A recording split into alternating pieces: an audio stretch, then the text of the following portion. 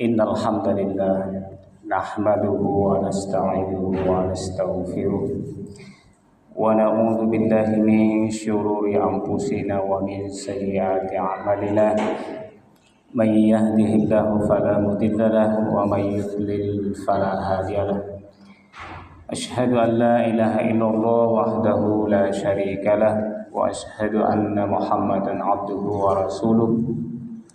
Allahumma salli ala sayyidina Muhammad wa ala alihi wa ashabihi ajma'in, amma ba'd. Faya ayyuhal muslimuna rahimakumullah, usini nafsi wa iyyakum bitaqwallah faqad fazal muttaqun. Qala Allah ta'ala fi kitabihil karim, a'udzu billahi minasyaitonir rajim. Ya ayyuhalladzina amanu taqullaha haqqa tuqatih wa la tamutunna illa wa antum muslimun. Wa qala aidan ya ayyuhalladzina amanu dukhulu fis silmi kafah wa la tattabi'u khutuwatis syaitan innahu lakum aduwwun mubin. Wa qala Rasulullah sallallahu alaihi wasallam ittaqillaha haitsu ma kunta wa atbi'is sayyi'ata hasanatan tamhuha wa khaliqin nasa bi khuluqin hasan. Sadaqallahul azim wa sadaqar rasulul karim wa nahnu ala dzalika minasyahidin wasyakirin. Ma'asyiral muslimin, jamaah Jumat yang sama dirahmati dimuliakan Allah Subhanahu wa taala. Alhamdulillah, marilah kita kembali senantiasa memperbanyak memuji dan bersyukur kehadirat Allah Subhanahu wa taala atas segala nikmat dan karunia-Nya, sehingga alhamdulillah di hari yang mulia, di hari Jumat sekali ini kita juga berada di bulan yang mulia, yakni bulan Muharram, bulan yang salah satu termasuk bulan-bulan haram, bulan yang dimuliakan oleh Allah Subhanahu wa taala. Sekaligus bulan ini adalah kita memasuki tahun baru Hijriah 1447 Hijriah. Alhamdulillah, kita semua masih diberikan umur yang panjang oleh Allah Subhanahu wa taala sehingga kita kembali dipertemukan dengan tahun baru Hijriah 1447 tahun ini.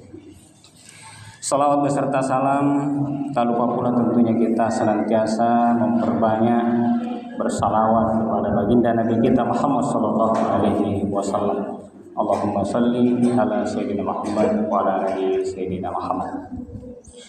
Nabi kita sebagai uswatun hasanah, contoh tauladan panutan terbaik kita dalam kehidupan keseharian kita. Mudah-mudahan kita senantiasa bisa mencontoh, meneladani baginda Nabi kita Muhammad SAW di masa-masa yang akan datang ini, terutama di tahun baru ini, di tahun 1447 Hijriah. Jamaah hadirin yang sama dirahmati dimuliakan Allah Subhanahu wa taala. Tahun baru Hijriah, kalau kita melihat dalam sejarah penanggalan Islam atau kalender Islam, itu dimulai perhitungannya didasarkan pada peristiwa besar yang terjadi bagi umat Islam. Peristiwa apa itu? Peristiwa hijrahnya Nabi Sallallahu Alaihi Wasallam dari Makkah ke Madinah.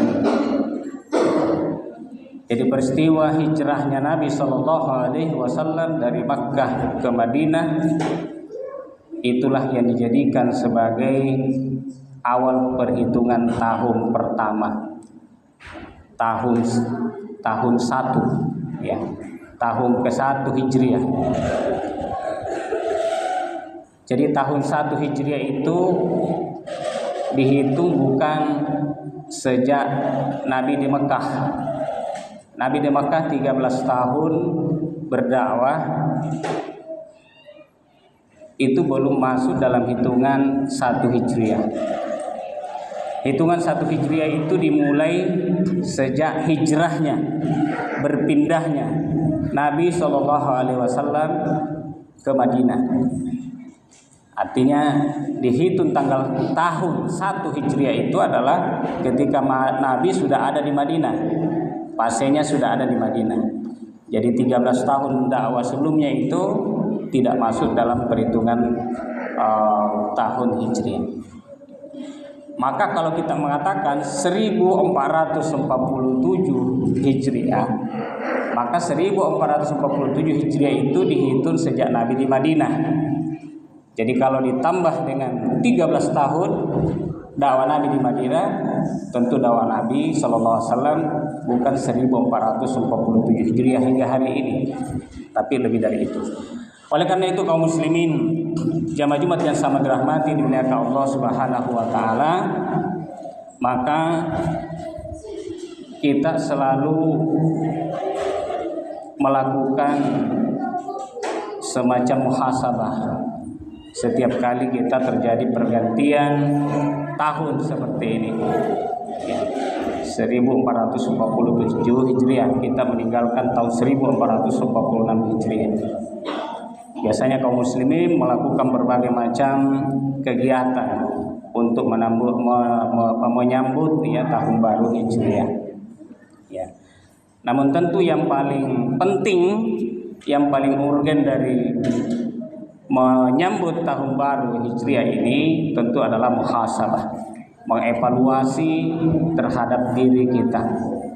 Ya. Mengevaluasi terhadap apa yang sudah kita lakukan dan kira-kira apa yang perlu kita perbaiki. Maka muhasabah di dalam hal ini mencakup muhasabah terhadap diri sendiri. Dan yang kedua, tentu tidak hanya muhasabah terhadap diri sendiri, tapi juga muhasabah terhadap kondisi umat Islam di tengah-tengah kehidupan kita hari ini. Jadi dua muhasabah itulah yang sangat penting kita lakukan. Muhasabah terhadap diri sendiri dan muhasabah terhadap kondisi umat Islam hari ini. Nah, yang pertama muhasabah terhadap diri sendiri. Di sini Allah Subhanahu wa taala mengingatkan kita di dalam salah satu ayatnya di dalam Quran surah Al-Hasyr.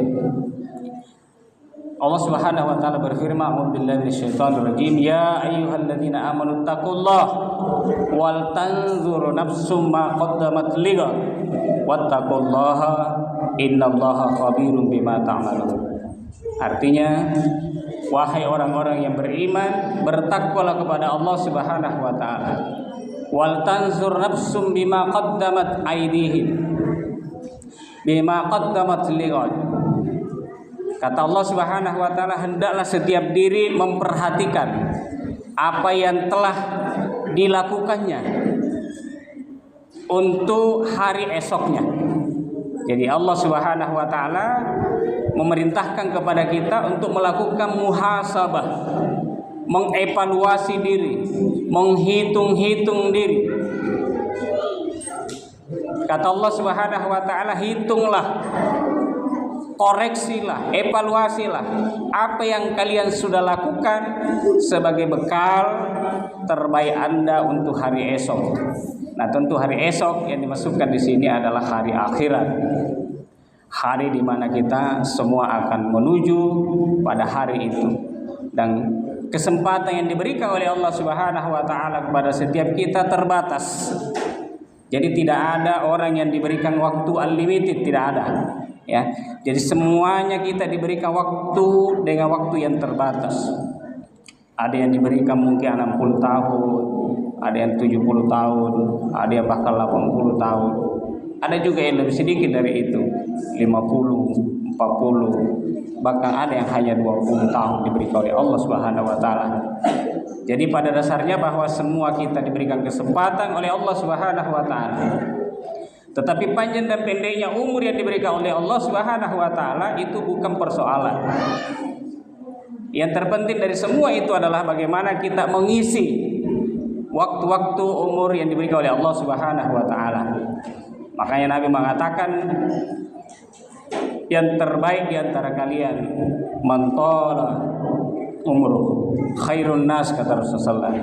Sebaik-baik manusia adalah man tala umruhu, yang diberikan umur yang panjang, wa hasuna amaluhu, lalu baik amalnya.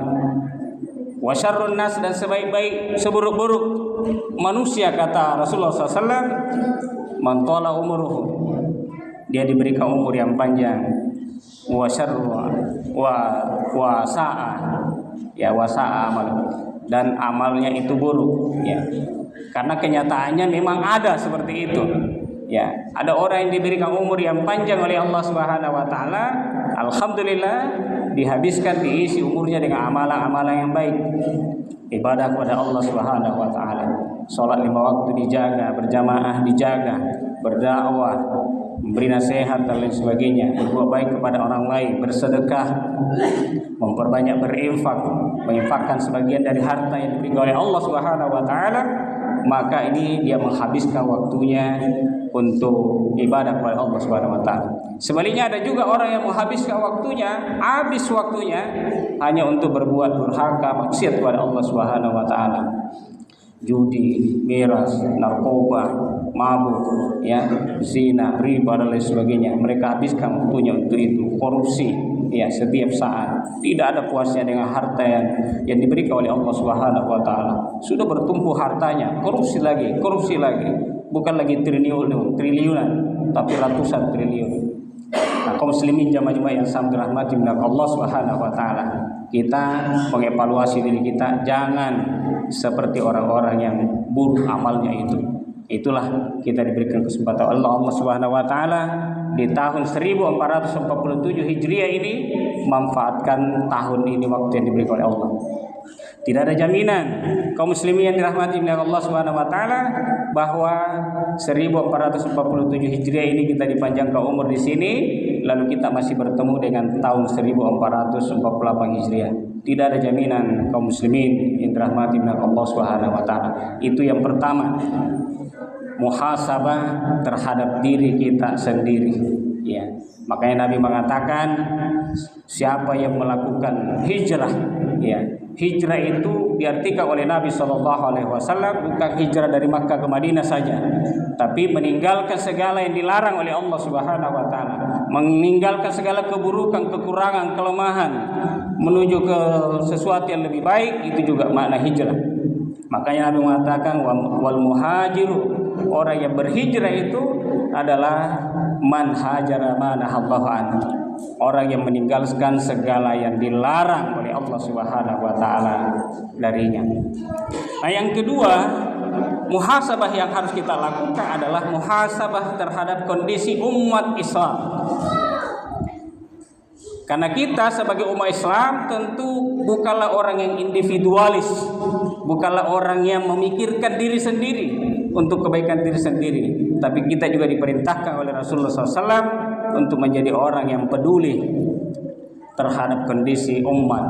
Makanya Nabi mengatakan siapa yang bangun di pagi hari, yang kemudian dia hanya memikirkan urusan dirinya sendiri, tidak memikirkan urusan kaum muslimin, maka kata Rasulullah SAW bukan bagian dari golongan umat Islam.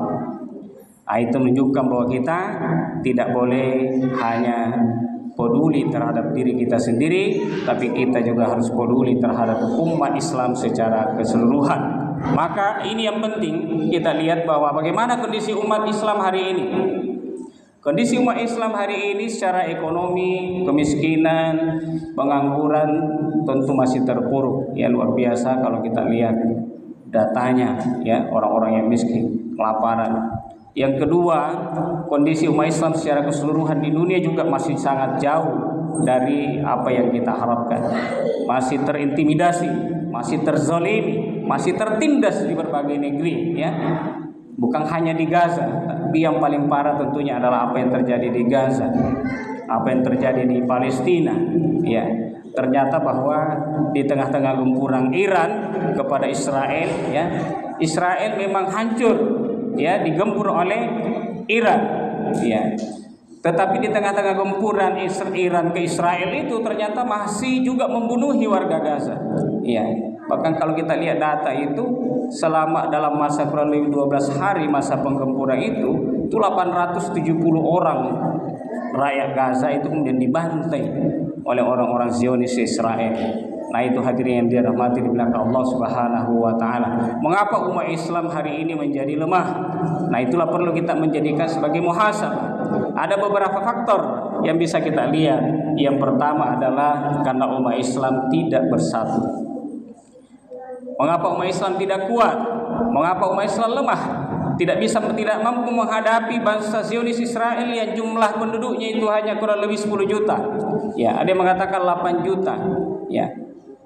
Sekitar kurang lebih lah 10 jutaan penduduk penduduk Israel itu. Ya. Tentaranya hanya kurang lebih 100.000 tentara aktifnya. Ya. Sementara umat Islam di seluruh dunia itu berapa? Umat Islam di seluruh dunia itu sekitar 2 miliar.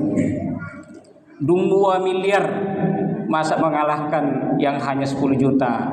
Tidak bisa. Ya, tentu ini adalah sangat tidak masuk akal. Tetapi ketika umat Islam itu dipecah belah menjadi negara-negara yang kecil-kecil, yang lemah, di bawah hegemoni negara-negara besar seperti negara-negara Barat dan Amerika, maka disitulah lemahnya umat Islam. Maka persis kalau kita gambarkan persatuan itu seperti sapu lidi.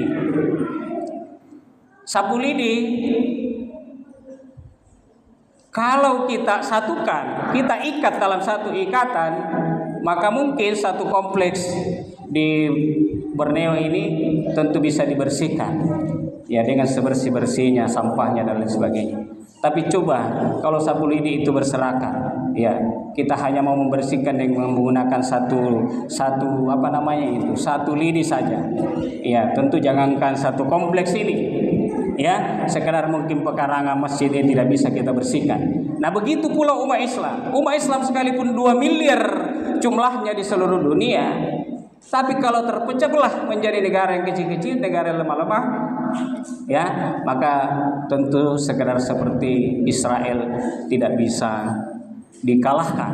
Tapi kalau umat Islam bersatu di bawah satu kepemimpinan yang dipimpin oleh seorang Amirul Mukminin, yang dipimpin oleh seorang khilafah kaum muslimin sebagaimana di masa yang lalu, maka sebetulnya kita sangat kuat. Jangankan seperti Israel yang hanya sebesar itu, mungkin Amerika dan segala sekutunya bisa ditaklukkan kalau umat Islam bersatu. Kaum muslimin jamaah Jumat yang sama dirahmati oleh Allah Subhanahu wa taala. Jadi itu poin pertama, mengapa kita lemah? Karena kita tidak bersatu. Poin yang kedua, mengapa kita lemah umat Islam? Karena kita tidak menerapkan syariah Islam. Nah, itu poin yang kedua yang sangat penting. Contoh di negeri ini, di Indonesia ini, ya, kita sudah berapa tahun merdeka, sudah berapa rezim berganti, orde lama, orde baru, orde reformasi. Tetapi apa yang terjadi? Yang terjadi adalah karena umat Islam tidak menerapkan syariah Islam secara sempurna, secara kafah di tengah masyarakat, maka yang terjadi tentu adalah kita lihat, saksikan hari ini luar biasa kondisi umat Islam, kondisi sosial, budayanya rusak, ya, ekonominya lemah, ya, tingkat kriminalitasnya tinggi, kejahatannya tinggi, narkobanya tinggi dan seterusnya, perjudiannya tinggi. Mengapa? Karena bukan syariat Allah Subhanahu wa taala yang digunakan untuk mengatur kehidupan masyarakat. Kaum muslimin jamaah Jumat yang sangat dirahmati oleh Allah Subhanahu wa taala. Mengapa penting menerapkan syariat Islam? Karena itulah satu-satunya hukum yang layak dan baik untuk mengatur kehidupan umat manusia. Makanya Allah Subhanahu wa taala mengatakan bahwa walau anna ahlal qura amanu wattaqau la fatahna 'alaihim barakatim minas samai wal. Kata Allah Subhanahu wa taala, seandainya penduduk suatu negeri itu beriman, bertakwa, artinya menerapkan syariat Islam, maka kami akan menurunkan berkah ini dari langit dan dari bumi. Itu janji Allah Subhanahu wa taala. Tapi kalau tidak, maka yang akan terjadi adalah sebaliknya. Barangkali itu sebagai bahan renungan, bahan evaluasi, bahan muhasabah kepada kita sekalian, baik muhasabah terhadap diri kita sendiri maupun kita muhasabah terhadap kondisi umat ini. Barakallahu li wa lakum fil Qur'anil azim wa nafa'ani wa iyyakum bima fihi minal ayati wa dzikril hakim wa taqabbalallahu minna wa minkum tilawatahu innahu huwas samiul alim.